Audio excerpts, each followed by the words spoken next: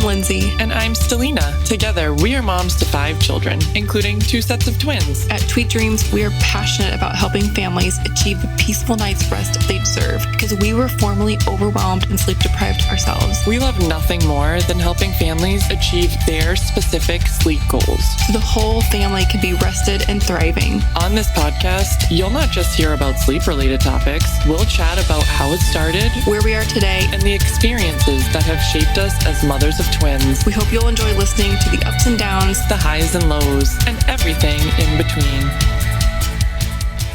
Hi guys, welcome back. We're excited today to talk about a topic that's like really twin related, okay? Which I know you guys are all here for the twin content. So let's get into it. Let's talk about getting out of the house with twins, okay? This is not an easy breezy, trip to the park or to the store, to an appointment that a mom with one kid at a time might have in the beginning. It's like logistics, strategy, what works, what doesn't work. I was like reflecting back, and Stelina, you're like sort of past this as well. So we both had to like look back and say how hard it was just to go get groceries. Mm-hmm. Like you were saying that it really wasn't an option to say, hey, I have 2 6-month-old babies. We need to run to Walgreens or to CVS to pick up something. What does that even look like? I remember one time I texted my mom and I was like, can I like come pick you up? Oh, yeah. Oh, yeah, totally. So you can sit in the car with my children while I go inside and get my prescription.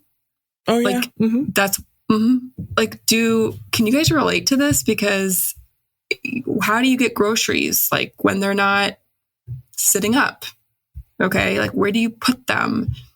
You had said that sometimes like the double stroller was involved, but like, you need like an extra cart in person with you. So yeah. So your husband would go with you. Some strollers, like they have the bottom that's like pretty big.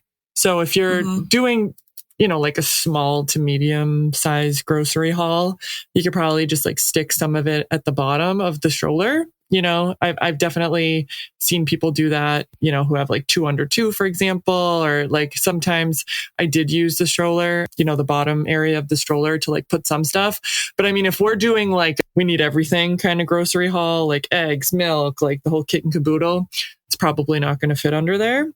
I will be very open and honest here and still say that I use Instacart often. Okay. I feel like we're a little bit spoiled in that regard. And I'm so thankful and lucky that like we can use that option nowadays, because twin moms of like, even 10 years ago, like that wasn't really a thing, right? Like you had to figure out a way.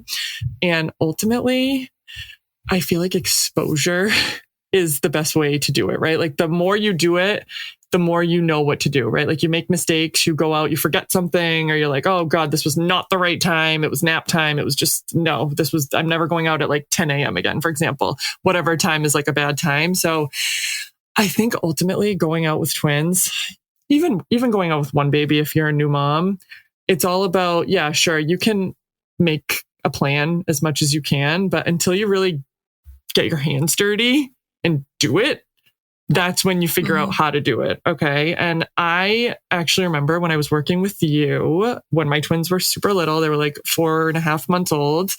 And I had to go to like a little gathering, pool party gathering at my sister-in-law's and brother-in-law's. And I just had even so much anxiety just driving them, okay, to this house. I remember that. Yeah, I was like, oh my God, like, how am I going to do this? Like, I'm like responsible for these 2 lives. Like, what about other cars on the road? Like, kind of sidetracking here. But I feel like even just like that first step. And I remember you were like, okay, you're going to be fine.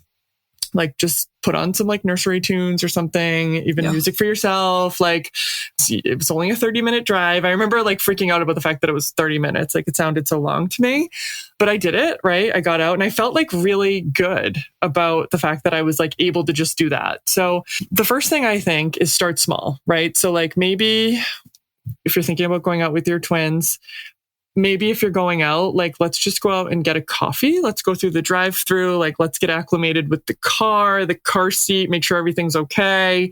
Don't go anywhere too far. So in case it's like a complete fail, like we can just go back home. Okay. Right. Like that was my first thing. That's how I started to go out. I really just started to take them for like a ride. Okay. Yeah. And then the second thing was like, all right, like if I'm going somewhere, I'm going to go somewhere that's like not too far, but like I have other people there to help me, right? In the beginning. So that was like the second thing. Like, all right, I'm going to go to somebody's house where like, if it's terrible and it's a fail, at least I have somebody else to help me. And then I started to take them out by myself. And, you know, I'm not going to lie about it. It wasn't very often that I went out by myself with the twins because just really hard. Like, it's just really hard to handle 2 babies by yourself, 2 car seats, depending on if they're in the infant car seat, or even when they're not in the car seat and they're walking around, like it's hard. Yeah, it actually is almost worse. Like, I feel like there's that sweet spot, maybe like, I don't know, 6 to 10 months or something. Well, maybe even earlier, maybe like 4 or 5 months to like 9 months or something where, you know, they're mobile, but not like super, super mobile. And you can like go somewhere and maybe get back in time for nap. And it's like, fine, like let's go to the library, quick thing. Everybody's engaged, happy. And then let's get home. But yeah, when they start to walk like that, 12 to 24 months. I don't want to scare anybody, but that whole like year, I guess you could call it, is really, really difficult. Hard, though. So like keeping them safe in a parking lot, all of that. Yeah. Like it's almost like, do you get the cart first? Okay. So that you're like loading children into the cart and there's no freestanding children anywhere in the parking lot. Like you gotta have like a strategy for sure. You gotta think about it for sure. Yeah, no. And I'm a planner till the end. So I was always kind of thinking about how I was gonna do things with twins. But the important thing too is like, you know, twin life or motherhood, parenting, it's like ever changing all the time too, right? So, you know, I think it does get easier in some ways and maybe it gets harder in some ways too. But like once they can really understand more. So like my twins are 3 now, so they can get up in their car seat, like huge, really like huge thing for me. Okay, guys, let's get in our car seat. Oh, my back is still a mess, but it's getting better, I think. We're going to have a separate episode on Selena's back problems. Like backs. Anybody know what to do for my back? Seriously. Yeah. So, you know, kids, get in your car seat. All right, like let's have a couple books or toys or whatever. Like, okay, you want this book? You want that book? Great. Let's get buckled in. I even do this thing. I'm like, hey, is everybody buckled in? Even though I know I buckled them in, I just want them to be like, yes, we're buckled. Like, all right, we got to wear our seatbelts. Fine. You know, just a lot easier to take them out now that they're potty trained, honestly. I mean, I know that's like plus or minus, can be harder, can be easier, but like luckily, knock on wood for my kids, you know, I don't have to worry about them like being uncomfortable in a wet diaper, like pooping, like out and about and figure out how I'm going to change a diaper, like in the back seat when it's like raining and cold. And it's just like, I don't have the right tools. So it definitely does get a little bit easier, I think, because I'm living that right now. But remember, I also have a 19-month-old son. So maybe taking just the twins, I'm using air quotes here, out sounds a little bit easier to me in this regard because I have my son who isn't that like 19-month-old, will run away, really does not understand that cars, you know, are in a parking lot and could hurt him sort of thing. So yeah, I would say plan, definitely know that the stage that you're in is not going to be the stage forever. So like you're worrying about how to take infants out. Okay. That's going to be a few months. You're worrying about how to take, you know, this age group out. Like maybe we're going out less during a certain age group and we're accepting that. But we know that, for example, like when my twins are 3 now, it is so much easier for me to be like, hey, husband, nanny, whoever, can you stay home with my 19-month-old? And I am going to take the twins to art class or the park or whatever, because now I'm in the stage where we can get buckled. Like we're learning how to look both ways before we cross the street. Like we understand we have to hold mommy's hand. Like the light's there, right? So maybe you can speak to it more because your twins are, I envy you a little bit. Like your twins are in that stage where, are they still in the big bulky car seat or like, what are they even in right now at 6? They are in a high back booster with the seatbelt. So all right. We were in a high back booster, like 5-point harness for like a long time, but we're at the weight and the height ratios that we can do the seatbelt, which is cool. Amazing. Right. And I will just say this, guys, like always double when your kids are in pumpkin seats, I think, or even like a convertible car seat. If grandma's like buckling them in, let's check the buckle. Oh, I know. Because one time my mom and they were little, put one of them in the car seat and put her in the car and she wasn't buckled in. Yeah. And I didn't realize it until we were home. So thankfully you made it home. Exactly. But let's double check grandma because she thinks like, oh, the mom's going to just double check the buckle. I just put her in. That was my job. I'm done. And my tired brain was like, oh, grandma buckled her in and she didn't. So yeah, I just wanted to say that, we're going to stay, I think, as safe as possible with the booster seats until we just are. I think all it does at this point is just make sure it's positioned correctly on the body. What that's doing. They're not tall enough to be sitting in the seat. But yeah, I mean, I have so many flashbacks, like from when you were talking of like me taking a small road trip. So my husband is notorious for this. He'll be like, oh, let's meet at this restaurant that's 20 minutes away, but like, I'll meet you there, or let's go to our lake house. I'll meet you there. So I feel like it was always me bringing the children. And you have this thought in your head, like, oh, they're 3 now. I'm going to listen to my podcast. I got them these new sticker books. They're going to be happy as clams for this 40-minute drive. And no lie, like within 5 minutes, my baby B was like physically kicking the back of my seat, like having a tantrum. Nice. And yeah, she did a lot of that at 3. And I don't know if your kids are like that or do that, but she rocked my world in the form of like just bursting my bubble of expectations versus reality. And it could have been something as small as her sister had remembered to bring a toy, or a book in the car, and she had forgotten to bring something or whatever it was, something comparable to her sister, but she didn't realize it, until we were 15 minutes into the drive. Nice. And there was nothing for me to do about that except listen to her scream for 20 or 30 minutes.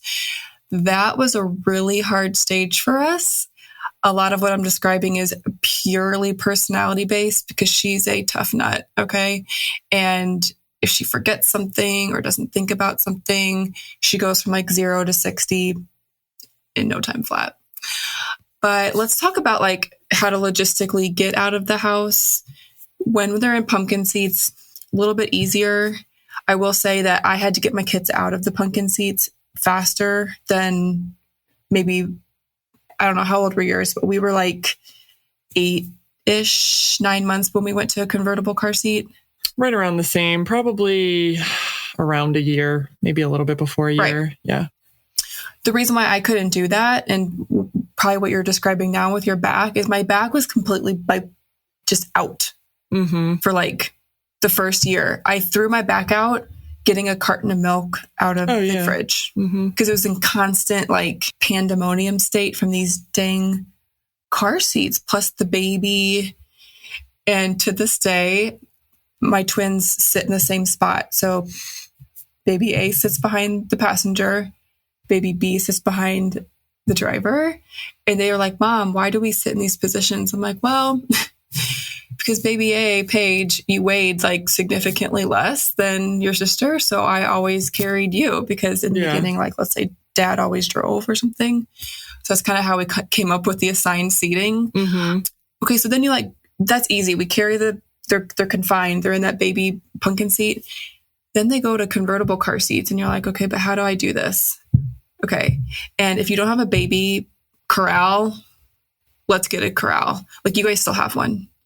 We use that, and it's like a gate. It's like a play yard, right? Yes. So we can safely, it's all about safety. we can safely leave the 1-year-old in the play yard for 45 seconds, right? While we quickly take the other baby, get them strapped into the car, and come get the other one. That's how I did it. I don't know what the recommendation is here. But if we're going to a doctor's appointment and there's no one else there to help me, I have to be creative, right? Of course, yeah. Maybe you didn't come into that scenario. Would you say that you ever were in this scenario like that? Hey, Twin Mom, we see you. When we say we get it, we really do. At Tweet Dreams, we are a team of sleep consultants who are also raising twins at home. Our twin sleep coaching packages are specifically tailored to your babies, making the journey of teaching independent sleep as stress-free as possible. Trust our years of experience working with twins so that you can feel relieved that the answers lie with us. Start by booking your free discovery call to learn more, because we can't wait to meet you and help you with your sleep goals. You can find the link to book your call in the show notes. So, a lot of the time in the beginning, I did bring my husband or my mom or nanny or somebody with me with the twins, but I did do what you just said a little bit, or, I think it depends on the kind of car you have. Like, we have a huge SUV, so I was able to kind of like take both of them with me, whether they were walking, one was walking, one was in my hand, or maybe I was carrying both of them, and I could just, we have a big SUV. It's a Yukon Denali, so it's rather large. So I would put both of the twins in the way back seat. So I was able to kind of like hoist myself in the car and then, strap one in, put one down, strap one in, and then put the other one in. So that's highly dependent on the car you have, I think. If you just have... and like when they're rear facing, there's like no room to get in there. Mm-hmm.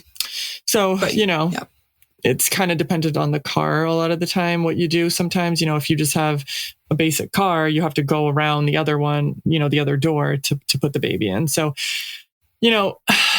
especially if you're in a parking lot situation, I would just always try to keep my hands on both of them if I could, right? Like try and do as much as I could with one hand. I got very creative with one hand. I didn't, it just happens sometimes when you have twins, or even when you have one baby, you'd be surprised what you can just do with one hand, right? You didn't know all the stuff you could do. But yeah, if I needed to, I would keep one in the little play yard thing too. That place is always very safe. I had padded floors. I still do. I made sure there was like nothing little in it, double check that it's shut. And I would go, put her sister in. Or it's very similar if you have to use the bathroom and you have to leave them somewhere. It is what it is. You just do the best you can. I go as far as having like a camera system on the ceiling that I can see through my phone if I really need to leave them alone in there. Even at this point, if I need to go grab somebody from upstairs or something or someone, just try to have like a really safe space in your house. I think that's good advice all around. Yep. 100%. Yeah. That play yard is clutch. Like, loved it. It was integral. And like I tell every twin mom, like, let's put the play yard just on your list because your registry, because it can get pricey. You want the extension, you want the door, you want all the things. So let's get that registered. So like segueing into doctor's appointments, I just want to tell you guys how stressful doctor's appointments are with twins. Okay. Whether it's just a routine checkup or it's like a specialist where you're like waiting for like, the worst part is when you're like, oh, let's take you guys out of this like nice little waiting room that has like toys and books and put you in that sterile room and then make you wait an additional like 20 to 30 minutes. So fun. I have like trauma from my one daughter had two sets of tubes in her ears. The other one had one set. So we were constantly seeing the same ENT. As long as we have tubes in our ears, we have to go see you guys every 6 months. And it was just like a shit show, for lack of a better word. And I'm like, God, like I'm sweating, everybody's crying, like, and it's as simple as one wants to sit on my lap without sharing. Okay. And it's just like, why does this feel so hard? I know, it is hard. Luckily at doctor's appointments though, I feel like they're not that phased. Like the pediatrician, I remember like apologizing to her a bunch of times about the fact that they were like screaming their heads off. And she's like, I don't even hear them. I don't even know what you're talking about. I don't even hear crying anymore. And I was like, all right, good. That's great. So I feel like that situation, as stressful as it is for us, and it definitely is stressful for us, when you're in a place like a doctor's office where like they're used to it. It's not as bad as like if you're out in like public place, like a restaurant or something, and your kid is acting like that, then I'm like, oh God, seriously. Mm-hmm. Yeah. What's your like secret attack right now? Like to go to a restaurant, like obviously you have 3 kids, they're very small.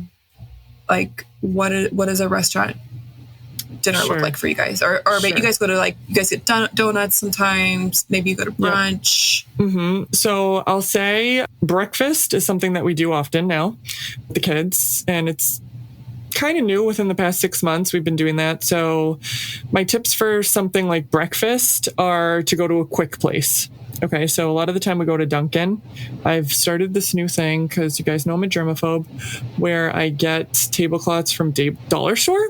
So, just like those paper ones that you can use for parties. I bought a ton of those. I have them in my diaper bag at all times, so I don't need to worry about wiping down the table. I just put this huge paper tablecloth on it. It's clean. It's great. My husband will order the food. So this is talking about going out to breakfast. Like, I'm going with my spouse, right? So he'll order the food. We got everything ready. The girls, they're 3 now, so they'll just sit in like the chair of the booth. My son, I get the high chair, wipe it down for him.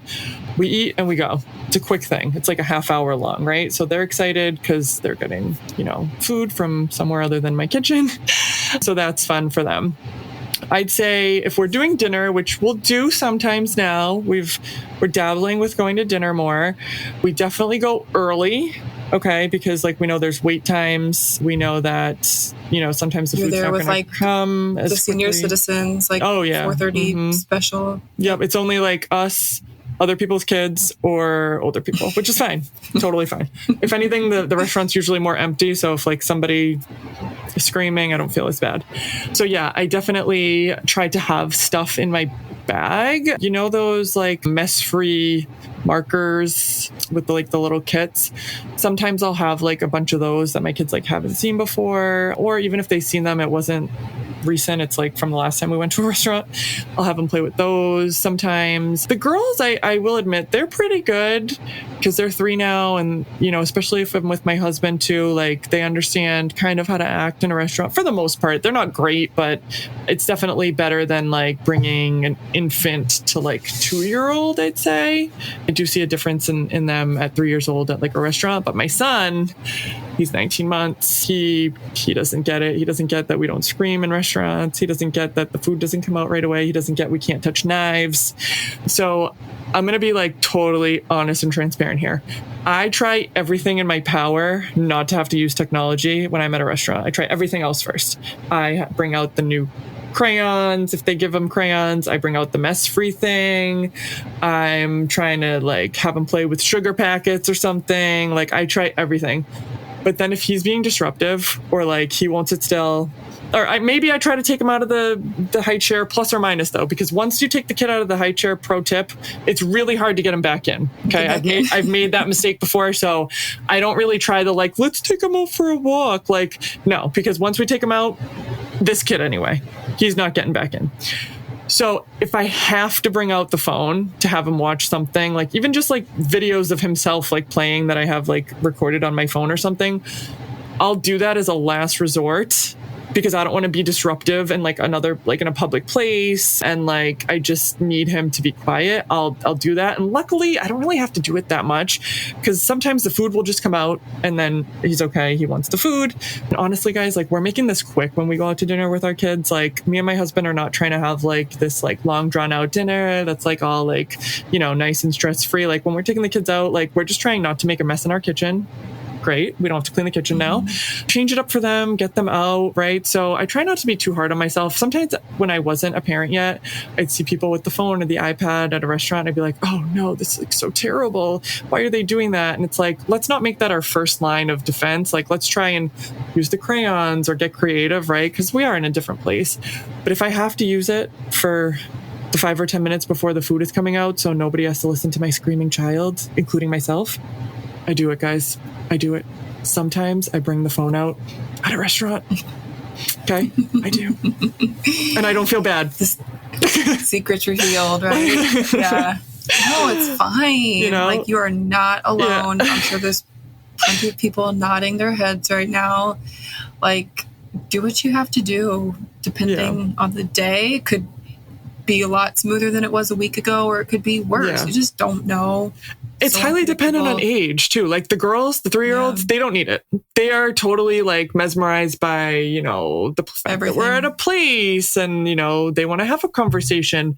My son, he's just not there. So it's the age. It's fine. A couple pro tips that I thought of while you were talking are like be proactive inside the dinner. So as soon as we sit down, I'm like, okay, guys, what do you want to eat? It is not a bad thing to order your kids' meals before you order yours, just so they're not hangry. Okay. They have their food. They're happy. My daughter's really into eating side salads right now, which I love this for her because I love a good side salad. So she's doing that now. But get their meals ordered.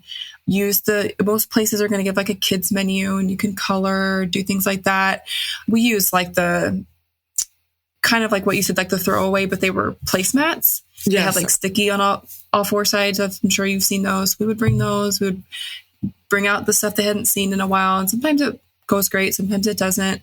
Get the to-go boxes before. So you're not waiting on the check. You're not waiting on the to-go box because sometimes service is not that great places. But we used to say that was stressful, but we don't have a kitchen to clean up. That is the worst. These kitchen cleanups, even at 6, guys, I'm can we just not get food all over the floor every time we eat? I'm so confused by this. I know. It's the worst. It really is. So many dishes. It's just our dishwasher. God bless her. She's on overdrive over here. But let's think about what else. So restaurants, we're definitely into activity mode over here with having kindergartners. Stelina, you just got your twins into tennis lessons. And you were describing to me how everything is just going to be age appropriate. And it kind of feels a little bit validating when you see another child who is just acting like a typical 3-year-old. And you're oh, okay. That dad had to correct his kid too. It's fine. I know. It really, it does put into perspective when you're around. And not to compare, but just to be okay, no, just toddlers. Yeah, we got toddlers. And my experience with my kids going into activities is it's been easier for me, I think, looking at my situation versus singletons, because I see singletons out in the wild all the time. Hello, they're there. And sometimes they don't want to separate from the parent to do the swim lesson. Sometimes they don't want to go into dance class. With my kids, I do feel that buddy system is there and they go. Okay. Yeah. Mm-hmm. No, I do feel that is a silver lining. For sure. Are you feeling that way with the tennis? So luckily with the tennis, I think I told you the first time they went, I was oh my God, are they even going to go on the court? That was the first step.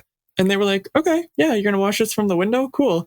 And granted, I think it does help that they could see me and I'm still there, but you guys are doing your thing. And yeah, they've gone in no problem. So I can't really speak to if they weren't twins, if they would go in no problem. But I agree that it probably helps. To have a little buddy. Yeah, totally. So we guys have that to look forward to. I feel overall, our school, introduction to school, preschool activities have been less traumatic than I was anticipating. That's good. Separating from my kids feels a lot more difficult. And I do want to do a travel episode. I feel this is and what I mean by travel episode is Mom and Dad are taking a trip. Mm-hmm. Right? Because I know that there's probably people who are I could never do that. I really want to do that. What does that look like? I do have a lot of experience there. We're getting ready to take this summer, one of the longest trips we've ever done. And I feel at the age that they're at now, it's way different than leaving babies or even toddlers. Mm-hmm. So I know. I have a lot of anxiety about that. I'm going to bring it up at least 100 times until I go. Yeah, you're going to be fine. But on air and off air. Yeah, no, I get it. I'm the same. But yeah, getting out of the house is hard with twins. I even remember seeing Facebook post like, should I put a leash on my kids? And I was like, if you need to, I don't care. Like, nobody's judging you. Like, my friend that had twins gave me these little, like, they're basically bear backpacks that had like a leash attached. My kids thought they were funny. And they would like wear them around the house. And I could remember a couple of times where we may have taken them and put them on them just so I could literally have, like you said, hands on the kids, like in the parking lot or something. So if you need to put your kid on a leash, I'm not judging Me either. Literally. I probably wouldn't even notice. I know, right? Oh my gosh. Okay. Well, I hope this was helpful just to like de-stress a little bit, know that you're not alone. We've been through it. And like you said, Selena, everything's a stage, but that doesn't make the stage any easier. I know. Like, yep. We hate this stage. I don't want to be in this stage anymore. You're allowed to feel that way. I remember feeling that way a ton. And then you look back and you're like, oh, like I totally survived that. And then it's something new, maybe something harder. But yeah. Okay, guys, we'll let you go. Really enjoyed talking about this topic today. Selena, thanks for weighing in on it. Yeah. Look forward to like hearing more about how I just love that you have the perspective of like twins and then the baby and like how it might differ. Like maybe when he goes to play tennis, he'll be like, WTF, ain't doing this. I don't know. We'll find out. Okay, we'll catch you guys later. Thank you so much for listening. We'll see you later. Bye. Bye.